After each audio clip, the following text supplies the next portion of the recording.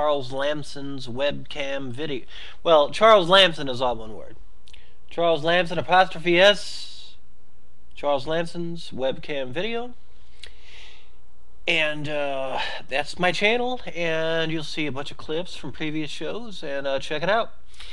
And also, this is an interactive show, ladies and gentlemen. If you want to call in and make yourself heard about this topic or any topic, to totally plagiarize Doug Owens, it's free for all Friday. It's free for all. It's a madhouse. No, but seriously, yeah, if you're gonna call in, that number be waiting 917-932-8806. Once again, that is 917-932-8806.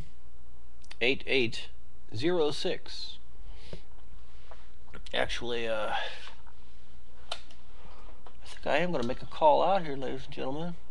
I'm going to try to get a very special guest here on the air right now.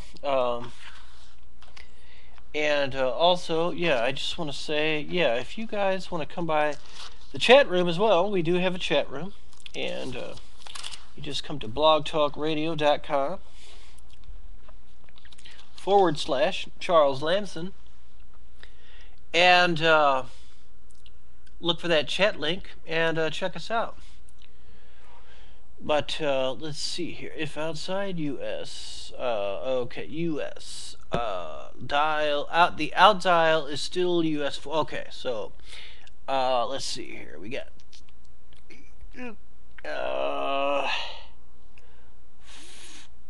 very special guest, ladies and gentlemen. This guy knows everything about the Paiute Indians. I'm just shooting in the breeze here. See if he's up and whatnot. We'll see.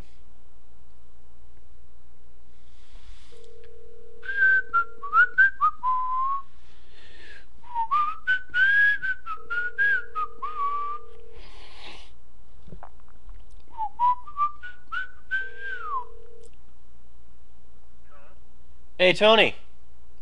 Charlie. Hey, what's up, man? What's up, bud? Nothing. Hey, dude, you're on the air. Hey, hello, everybody. Yeah. So, hey, what's going on, man? I don't know. I just wanted to give you a call, see what's going on. I was planning on having a few cocktails tonight. I didn't know if you had any big plans for the night, but what's going on over there? Not much. Watching the Cardinal game. Oh yeah, how are they doing? Cardinals. They're up 3-0 right now. Cool. What you guys talking about tonight? We're talking about it's pretty complex, man. There are these the Paiute Indians in the Southwest.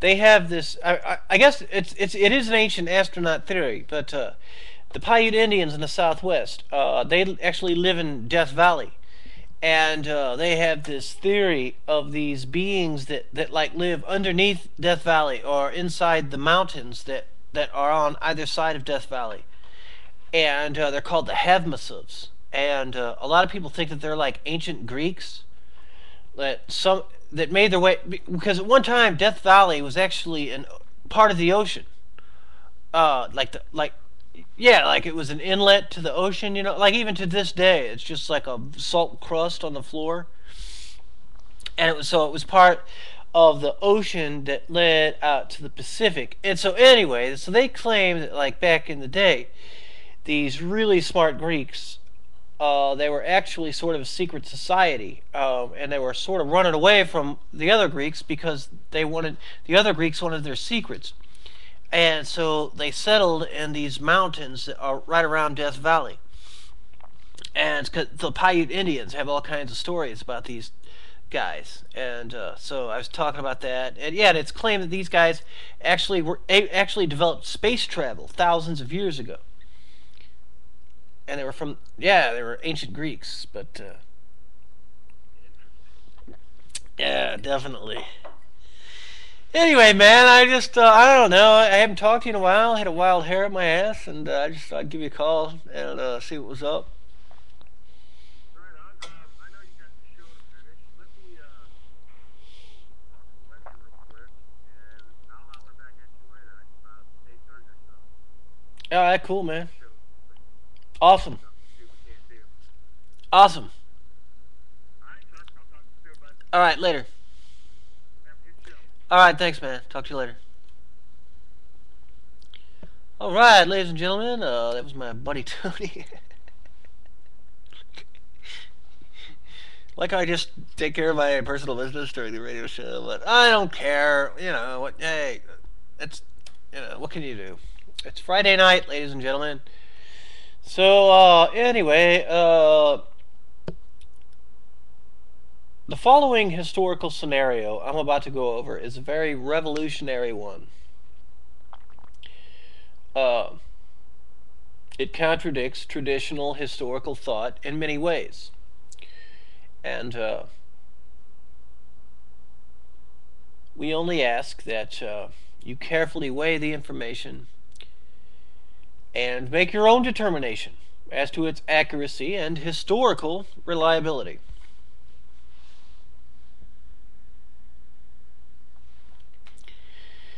Many researchers have written of the possibility that life on this planet began with ancient astronauts from other stars or other galaxies that colonized this planet untold thousands of years ago. However, there is another possibility which has not received the attention which it deserves. And this is because of the vain belief held by many modern scientists that they are the be-all and end-all of technological understanding, whereas human civilizations on this planet is concerned.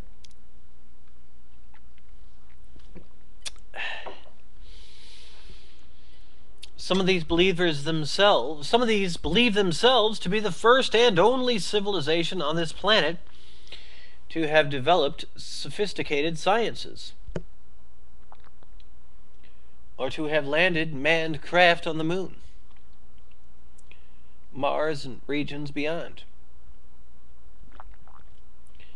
Many scientists will dismiss the notion that ancient civilizations could have developed aerospace travel capable of propelling them toward the stars.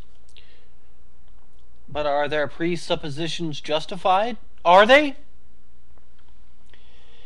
Theologically speaking, it is only logical that a divine initiator of all things would choose to plant the seed of life at one particular point in the universe, and from there carefully nurture and observe that life reproduce from this central point of Genesis. So, in essence, working out the plan in that particular part of the universe before allowing that life to spread too far out into other regions of the cosmos. Well, since man possesses free agency or free will, whatever you want to call it, the success or failure of the plan would to some extent be up to them, be up to us as humans. So,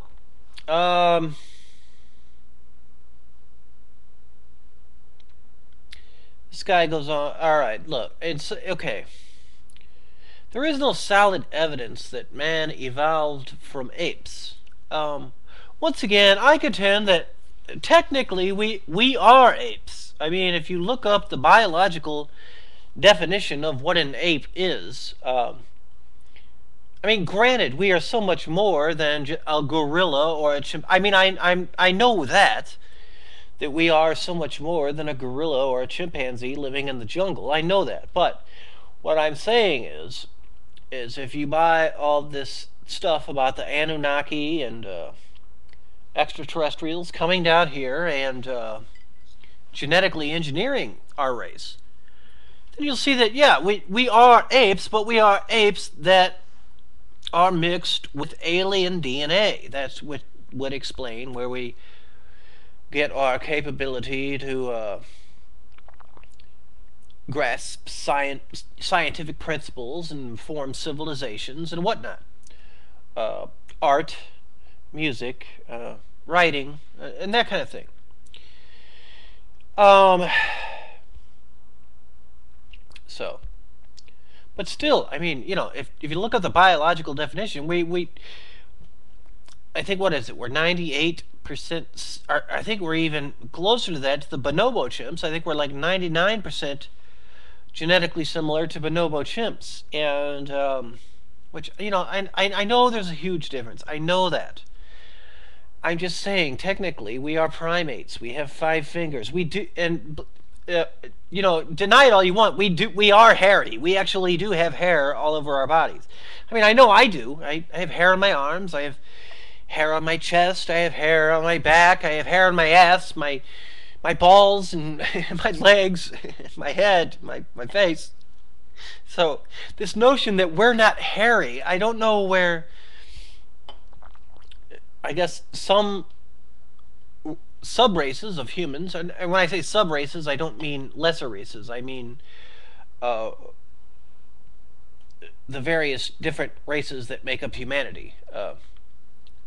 Or okay, I'm backing myself into a corner here. What I mean is, some people aren't that hairy, but still we have hair follicles. No matter how non-hairy you are, you have hair follicles all over your body, just like an ape. You have just as many hair follicles as a chimpanzee does. So it just shows up less.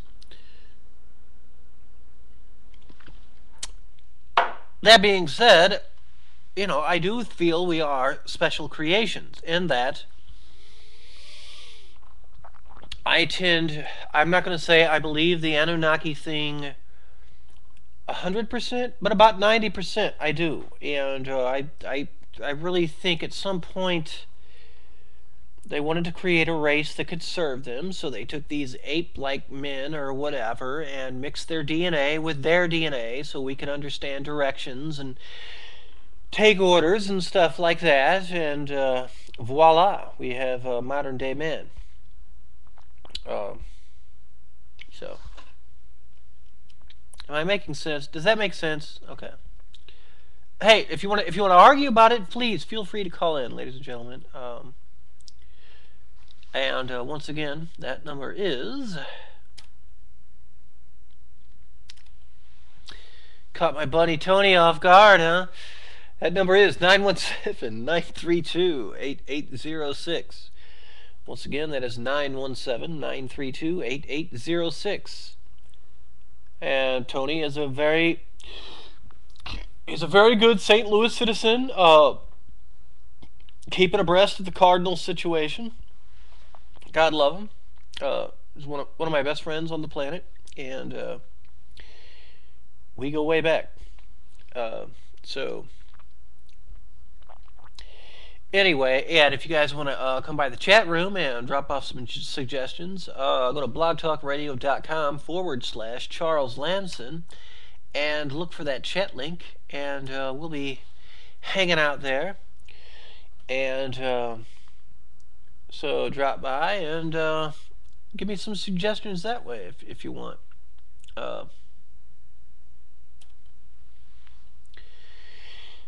Alrighty then.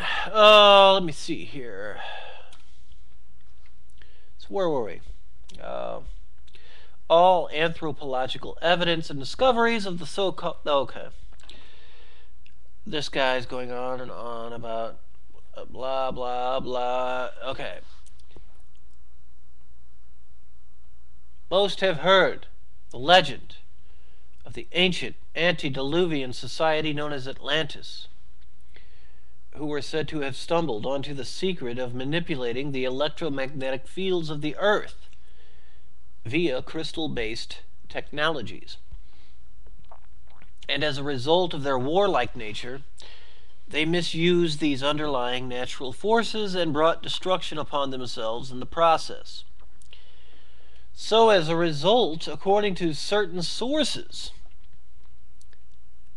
they loosed electromagnetic fallout in different areas, such as the Bermuda Triangle, for instance, which is still causing havoc and destruction thousands of years later.